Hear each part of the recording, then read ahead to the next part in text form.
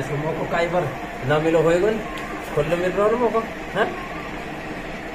ये तेरी किस्मत है। अस्सलामु अलैकुम वरहमतुल्लाहि तआला वबरकातुहू व मग़फ़िरतुहू। जो ये मैं वीडियो आपके लिए बना रहा हूँ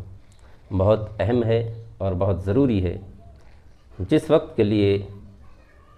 मैं ये वीडियो बना रहा हूँ उस वक्त को अब 1 महीना हो गया है। तो बात क्या है, सिर्फ़ और सिर्फ मुझे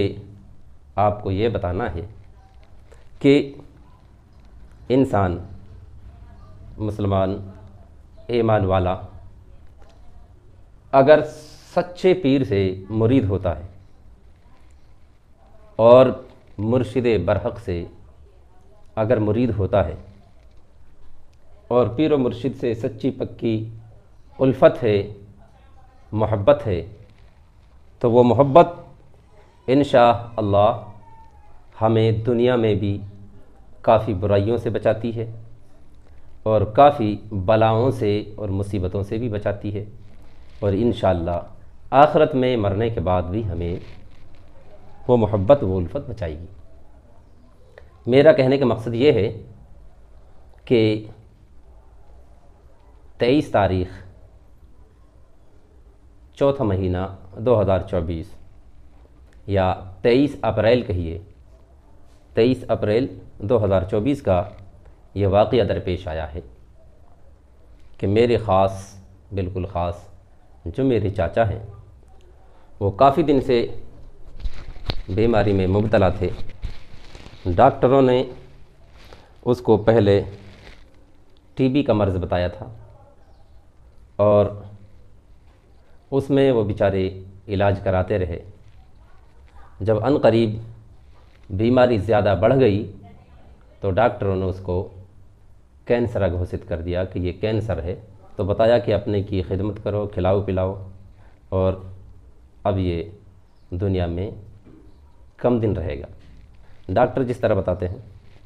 तो वो घर पे रहे। सबसे पहली एक ये बात, सबसे पहली एक ये करामात आपको मैं बताता चलूँ कि काफ़ी मरीज़ जो कैंसर के हुआ करते थे उनको मेरे आपके पीर मुर्शिद हज़रत अक़दस पीर तरीक़त रहबर शरीयत ताजुल असफ़िया हज़रत अल्लामा मौलाना अलहाज शाह मोहम्मद मियाँ साहब समर दहलवी अलैहि रहमत व रिज़वान जो मेरे मुर्शिद बरहक हैं, तो वो काफ़ी लोगों को जो कैंसर के मरीज़ थे उनको काली बकरी का दूध पीने के लिए बताया करते थे। काली बकरी का दूध, तो आपने देखा है कि काली बकरी के दूध में क्या शिफा अल्लाह तबारक व तआला ने रखी है। वरना आपने सुना होगा कैंसर के मरीज़ को इतनी तकलीफ़ होती है और बहुत परेशानियों का और दर्द का सामना करना पड़ता है। पीर व मुर्शिद बताया करते थे। तो तकरीबन 2-2.5 महीना से जो हमारे चाचा हैं वो बकरी का ही दूध इस्तेमाल करते थे, बकरी ही दूध दिया करती थी, चाहे उसको मजबूरी कहिए या उसको ये समझिए कि असखुद वो इस्तेमाल करते थे। तो उनके न सीने में दर्द हुआ ना कोई परेशानी हुई, उनको ख़ुद महसूस नहीं इस चीज़ के बारे में कि मेरे मर्ज़ क्या है। उसको तो ये मालूम था कि मेरे टीबी का मर्ज़ है, मेरे टीबी का मर्ज़ है, कैंसर नहीं है। वरना कैंसर के मरीज़ों को आपने देखा होगा बहुत बड़ी तकलीफ़ का सामना उनको करना पड़ता है। तो तकलीफ़ नहीं हुई, दर्द नहीं हुआ, उसको ये भी इल्म नहीं कि मेरे मर्ज़ क्या है। इंतकाल से 4 रोज़ कबल, 4 दिन पहले डॉक्टरों ने उसके नाक के ज़रिए से एक नल की पेट के अंदर लगाई। इंतकाल से 4-5 रोज़ पहले उन्होंने खाना पीना भी छोड़ दिया था। बातचीतों में भी फ़र्क हो गया और बातचीतें इशारा में करते थे, ज़्यादा बोल नहीं पाते थे। जब प्यास की शिद्दत होती थी तो पानी ज़बान से मुँह से नहीं उतरता, बल्कि वो जो नल की नाक में लगी रहती थी और बड़ी जो सिरिंज होती है, सिरिंज बड़ी सिरिंज थी, उसमें वो लगाते थे और उसमें वो पानी इस तरह डालते थे, वो पेट के अंदर जाया करता था। कोई चाय पानी दूध वगैरह जो भी है इसी तरह 4-5 रोज़ इंतकाल से कबल इस तरह किया करते थे। और फिर भी उसको ये पता नहीं कि ये मर्ज़ मेरे कैंसर है। वो पूछा तो करते थे लेकिन बताते थे कि ये वरम है, इस तरह से हम उनको बताया नहीं करते थे। तो अलबत्ता मेरे दोस्तों, پہلی بات تو یہ کہ جو ہماری اس ویڈیو کو دیکھ رہے ہیں، اللہ تعالیٰ کی بارگاہ میں دعا ہے کہ ایسا موذی مرض کسی کو نہ ہو۔ اگر آپ کے اڑوس پڑوس میں یہ مرض کسی کو ہو بھی تو اس کو کالی بکری کا دودھ استعمال کرائیں۔ کالی بکری کا دودھ میں اللہ نے وہ شفا رکھی ہے، نہ چیس چبک درد ہوتا ہی نہیں ہے میرے دوستو۔ تو عرض کرنے کا یہ مقام ہے کہ پیر اور مرید کی جو محبت ہے وہ کیسی ہوا کرتی ہے کہ جب وہ کچھ ٹھیک تھے، بولا کرتے تھے، تو ان کی تمنا تھی اور ان کی آرزو تھی کہ مجھے پیر و مرشد کے شہزادہ پاک، مطلب جو موجودہ پیر و مرشد ہیں، ان سے ان کی ملاقات کرائی جائے اور وہ دعا کریں یا دم کر دیں، تو وہ ان کا ماننا تھا کہ شاید کہ میں صحیح ہو جاؤں اور اللہ تعالیٰ مجھے شفا دے دے۔ تو ہم نے کافی کوشش وغیرہ بھی کی ملاقات کے لیے، خادموں کے ذریعے، ایک خادم تو فون نہیں اٹھاتا، اور بہرکیف اس چیز کے بارے میں ہم نہیں کہنا چاہ رہے، کچھ بھی مت اٹھائیں، لیکن میرا عرض کرنے کا مقصد صرف یہ ہے کہ پیر تربت کے اندر سے، پیر اپنی قبر کے اندر سے اپنے مریدوں کی فریاد کو سنتے ہیں اور اپنے مریدوں کی فریاد رسی بھی کرتے ہیں، اپنے مریدوں کی مدد بھی کرتے ہیں۔ جب ہم نے کوشش کی کہ ملاقات نہیں ہو سکتی، نہ تو فون نمبر ہے نہ کوئی بات ہے، تو چلو، تو ہم نے اپنے چاچا سے کہا کہ ایسا ہے کہ آپ پیر و مرشد کی تربت پر چلیے، پیر و مرشد کی قبر پاک پر چلیے، ان کو تو آپ نے بخوبی دیکھا ہے، اور انشاءاللہ امید ہے کہ پیر و مرشد کے مزار پاک سے وہ شفا، وہ کرن، وہ رحمت، وہ برکت، وہ عظمت اور وہ دل کو سکون ملتا ہے کہ شاید کہ پیر و مرشد حیات میں نہیں دیتے جتنا آج باطنی میں عطا کرتے ہیں۔ میرے دوستو، بول چال بھی بند ہو گئی، آواز نہیں آتی تھی، بولتے نہیں تھے، وہ پریشانی ہی ایسی تھی، کینسر کا مرض، کھانا پینا 1 ہفتے سے بند، ناک کے ذریعے سے پانی وغیرہ دیا کرتے تھے۔ تو لیکن سوچ اور عقل، میں نے کافی مریضوں کو دیکھا ہے جن کے یہ کینسر ہوتا ہے، ان کا ذہن اور عقل سلامت رہتی ہے۔ تو مجھے تو میرا ماننا تو یہ ہے کہ یہ مرض وہ ہے کہ مرنے سے پہلے اس مرض میں مریض کو توبہ کی توفیق مل جاتی ہے، مرنے سے پہلے آدمی کو توبہ کی توفیق مل جاتی ہے اس مرض میں، ورنہ اور مرض آدمی کو مدہوشی کے عالم میں لے آتے ہیں، لیکن اس میں بولتا بولتا انسان جاتا ہے۔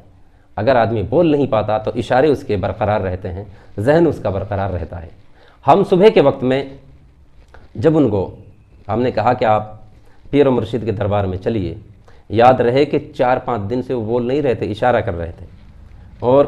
کمزوری حد سے زیادہ آ گئی، ہمیں ترس آ رہا تھا اور دیکھا نہیں جاتا تھا کہ اتنے دن ان کا کھانا وغیرہ چھوڑے ہو گئے۔ تو ہمارے جو بھائی صاحب ہیں، چاچا کے لڑکے ہیں، نظام الدین بھائی، تو انہوں نے کہا کہ اصغر بھائی ایسا ہے، پیر و مرشد کی بارگاہ میں ضرور لے جاؤ، کہ اب ہم جانچ چکے ہیں، ڈاکٹروں نے بھی بتا دیا ہے، اور ہمیں یہ نظر آ رہا ہے کہ یہ 1 دن یا 2 دن بمشکل پکڑیں گے، اور مرنا تو گھر پہ بھی ہے، موت تو گھر پہ بھی ہے۔ تو وہاں جائے گا تو بھی اپنے آدمیوں کے ہاتھوں میں جان نکلے گی، یہاں رہے تو بھی وہی بات ہے۔ لیکن زیادہ سکون یہ ہے کہ میرے باپ کی جب تمنا تھی، جب میرے والد کی تمنا تھی کہ پیر و مرشد کے پاس جاؤں اور ملاقات کروں، اگر پیر صاحب سے ملاقات نہیں ہو سکتی تو بڑے پیر صاحب کی قبر پہ تو حاضری دے دی جائے، ہماری یہ سب کی تمنا تھی۔ تو ہم نے چاچا سے رات میں کہا کہ صبح انشاءاللہ پیر و مرشد کے دربار میں جانا ہے اور حاضری دینی ہے، تو وہ خوش ہو گئے، چہرے پہ ایک مسکان سی چھا گئی کہ ہاں ضرور حاضری دینی، اشارے سے کہا۔ صبح ہم جب گئے تو گاڑی میں بٹھایا تو بالکل ایک دم بھولے سے تھے اور کچھ نہ بول رہے تھے نہ کچھ کر رہے تھے، تو ان کو اٹھا کے پکڑ کے گاڑی میں بٹھایا، راستہ پورا طے کر لیا، پیر و مرشد کے دربار میں حاضری ہو گئی، اور ان کو ہم پکڑ کے لے جا رہے تھے، چلنے کے قابل نہیں تھے اور پیر لڑکھڑا رہے تھے، بول نہیں رہے تھے، لیکن